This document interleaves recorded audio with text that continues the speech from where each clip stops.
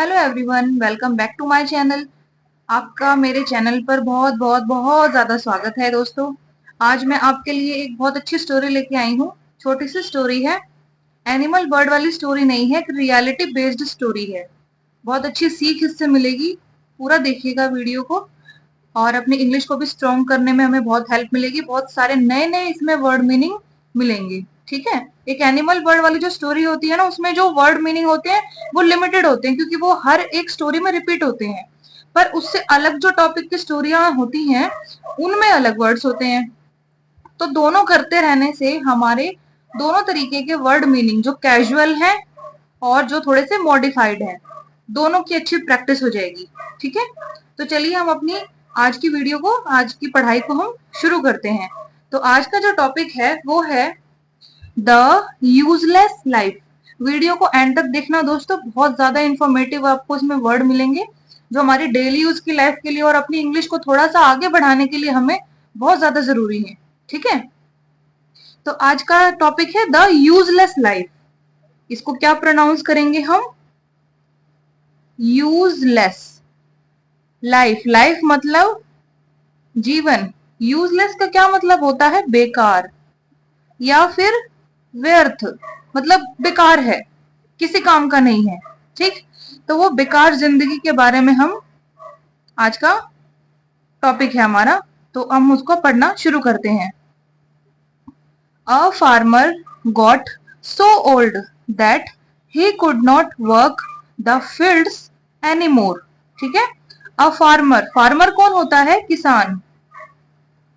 Got हो गया, so old बहुत बूढ़ा। ठीक है। That he could not work the fields anymore, कि अब वो खेत में ज्यादा काम नहीं कर सकता था। फील्ड मतलब खेत, और फार्म, फार्म का भी मतलब होता है खेत। ठीक है। So he would spend the day just sitting on the porch. ठीक है। ये क्या वर्ड है? पोर्च। पोर्च का मतलब होता है बरामदा। जैसे घर के आगे छोटा सा जो आंगन होता है, बरामदा होता है, उसको हम इंग्लिश में पोर्च कहते हैं। इसको ढंग से प्रोनाउंस करना है आपको, बिल्कुल सही तरीके से प्रोनाउंस करना है। ठीक है। सो ही वुड स्पेंड, तो वो अपना जो टाइम था वो बिताया करता था। स्पेंड का मतलब बिताना। स्पेंड द डे, वो अपना पूरा दिन बिताता था। Just sitting on the porch, बरामदे पर बैठे हुए पूरा दिन वो अपना गुजार देता था, क्योंकि वो बूढ़ा हो गया था बहुत और काम उससे होता नहीं था। तो अगली लाइन क्या कहती है? हिज सन, उसका बेटा, स्टिल वर्किंग द फार्म, अभी भी फार्म पे या फिर खेत पर काम कर रहा था। ठीक है। Would look up from time to time, और टाइम टू टाइम मतलब बार बार, एक एक समय के बाद दूसरे समय पर वो ऊपर की तरफ देखता था। लुक अप मतलब ऊपर देखता था। जैसे हम थक जाते हैं तो हम ऊपर आसमान की तरफ नहीं देखते और फिर पूछते हैं कि हे भगवान ऐसा क्यों हो रहा है। तो यहाँ पर वही चीज हो रही है कि वो काम करते हुए बार बार ऊपर की तरफ देखता था। And see his father sitting there, और अपने पिताजी को, अपने फादर को वहां पर बैठे हुए देखता था। He is of no use any more, अब वो किसी काम के नहीं रहे। ठीक है। The son thought to himself, उसने, जो बेटा था, उसने अपने आप ये चीज सोची। हिमसेल्फ मतलब अपने आप। ही डज नॉट डू एनीथिंग, कि वो अब कुछ काम भी नहीं करते। एनीथिंग मतलब कुछ भी, कि वो अब कुछ भी काम नहीं करते हैं। कौन? उसके पिताजी। One day the son got so frustrated by his, ये क्या वर्ड है? फ्रस्ट्रेटेड।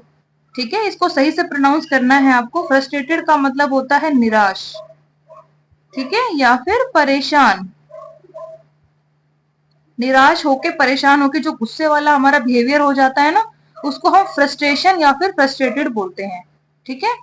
तो one day the son got so frustrated by this, इन सब चीजों की वजह से या इन सब के द्वारा वो जो बेटा था एक दिन बहुत ज्यादा निराश या फिर परेशान हो गया।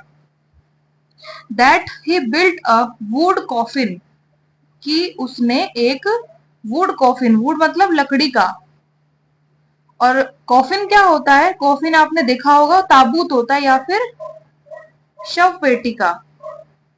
एक ऐसी पेटी होती है, उसके अंदर शव को रखते हैं, ठीक है। वो लकड़ी की बनी होती है, जैसे जो लोग अपने पूर्वजों को जमीन में दफनाते थे वो एक कॉफिन में दफनाते थे, ऐसे होता था गोल सा। तो वो जो होता है कॉफिन, यहाँ पे उसकी बात हो रही है, ठीक है। वो इतना ज्यादा निराश हुआ कि उसने एक लकड़ी का कॉफिन बना डाला। किसके लिए बना डाला बताइए? अभी तो सब उसके घर में बिल्कुल स्वस्थ थे, ठीक ठाक थे, पर फिर भी उसने लकड़ी का वो ताबूत बना दिया या शव पेटिका बना दी। Dragged it over the porch. Dragged मतलब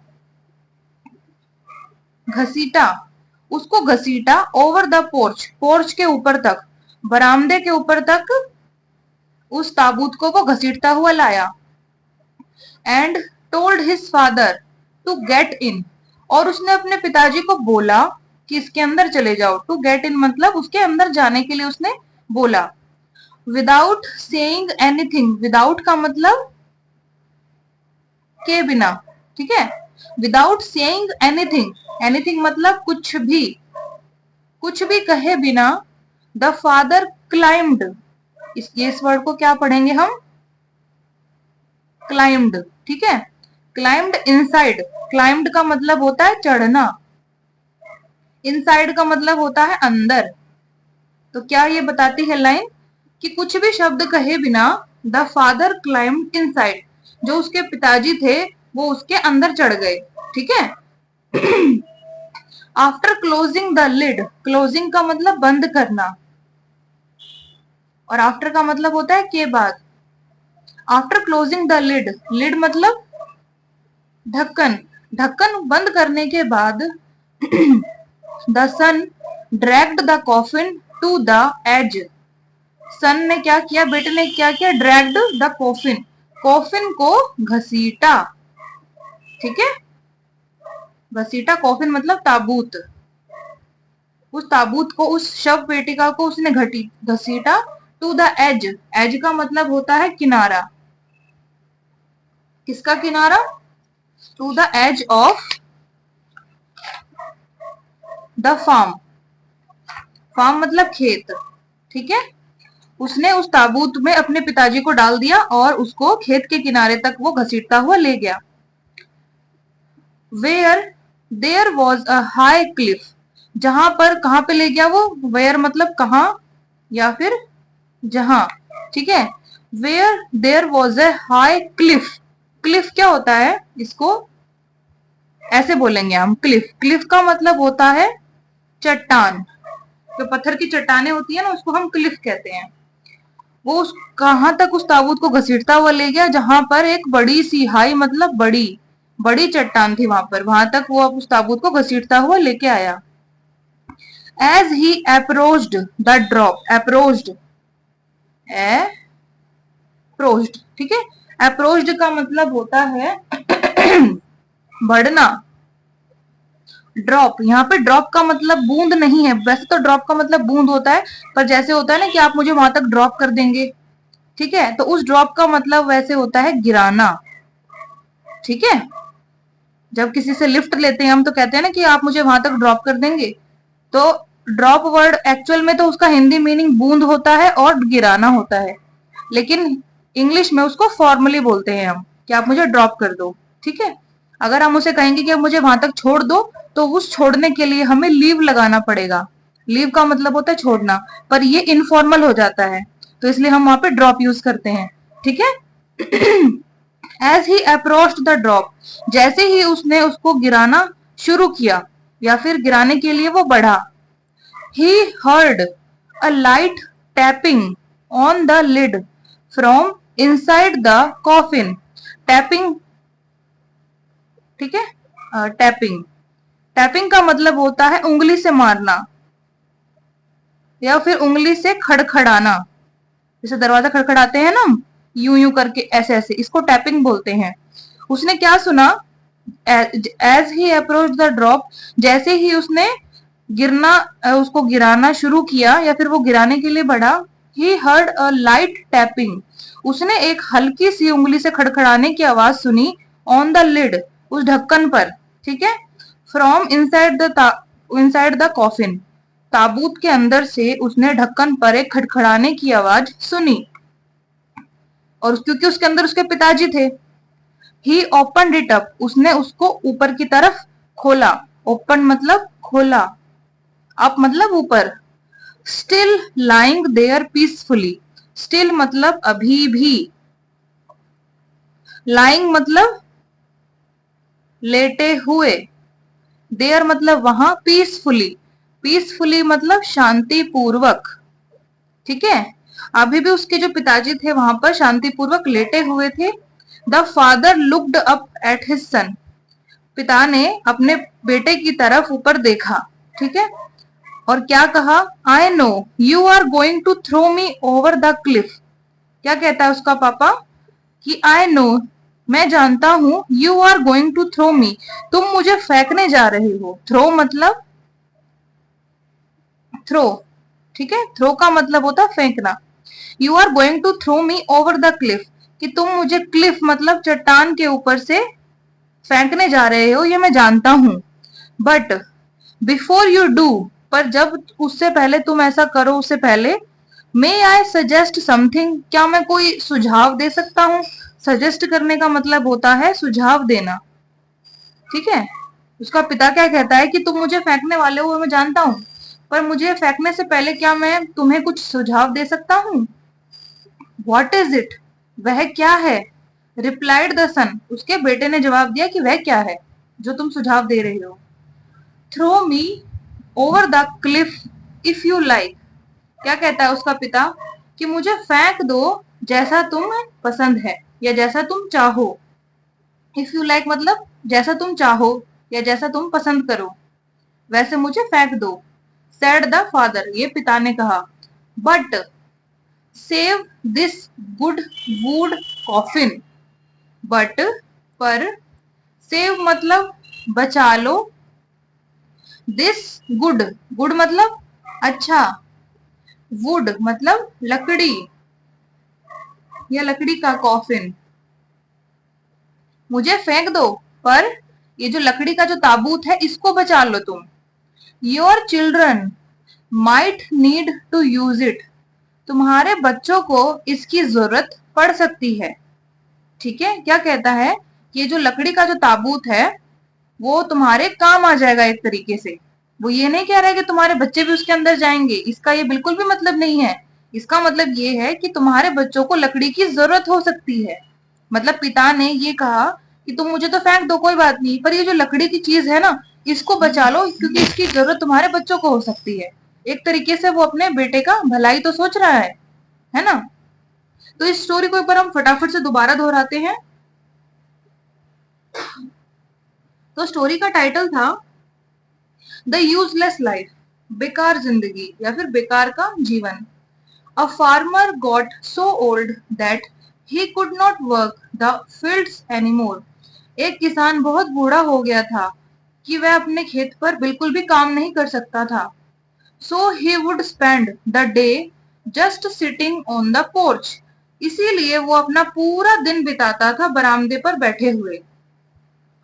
हिज सन, उसका बेटा, स्टिल वर्किंग द फार्म, अभी भी खेत पर काम कर रहा था, would look up from time to time, और बार बार समय समय पर वो ऊपर की तरफ देखता था। And see his father sitting there, और अपने पिता को वहां पर बैठा हुआ देखता था। He is of no use any more, अब वे किसी काम के नहीं रहे हैं।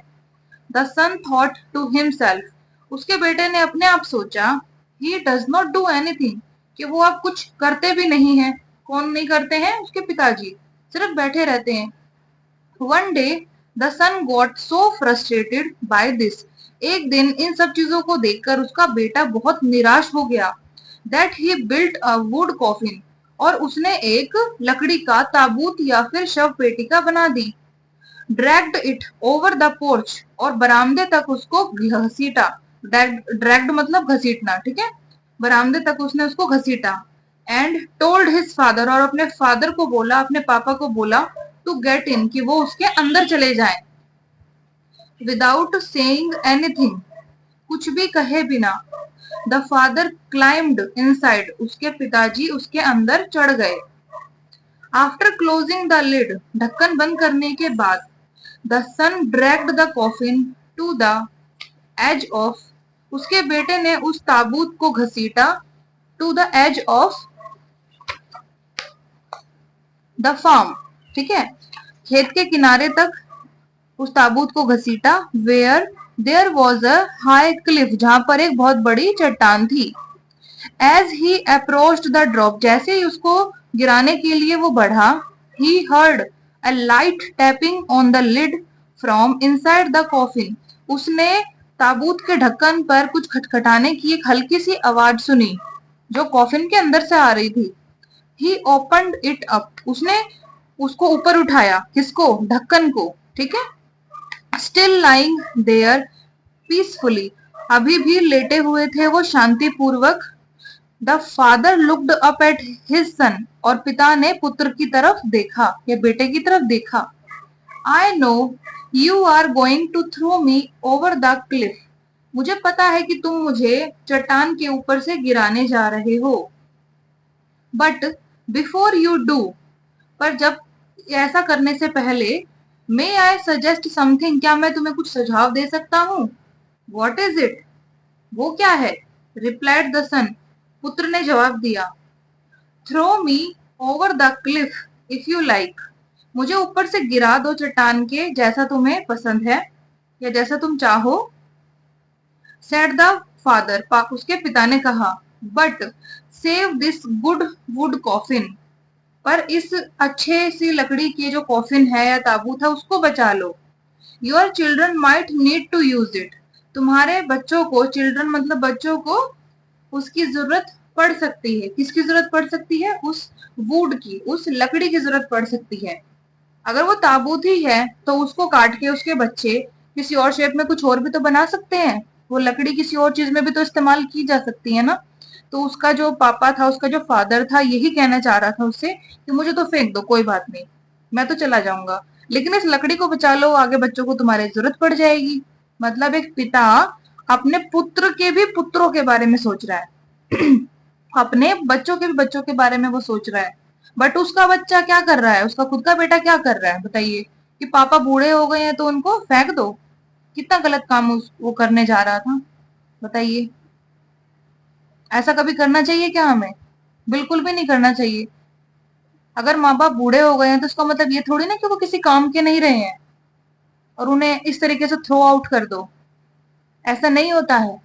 माँ बाप हैं तभी हम हैं, उनके बिना तो हम कुछ भी नहीं है, उन्हीं से तो हम आए हैं, ठीक है। तो आज की ये वाली हमारी स्टोरी यहीं पे एंड होती है। इसका मॉरल देखते हैं। तो मॉरल क्या कहता है, we can never know the love of a parent till we become parent. We can never know, हम नहीं जान सकते, हम नहीं जान सकते, क्या नहीं जान सकते, the love of a parent, माता पिता का, पेरेंट क्या होते हैं हमारे, माता पिता का प्रेम, लव, ठीक है। टिल, टिल मतलब जब तक, वी बिकम पेरेंट, जब तक हम माता पिता नहीं बन जाते,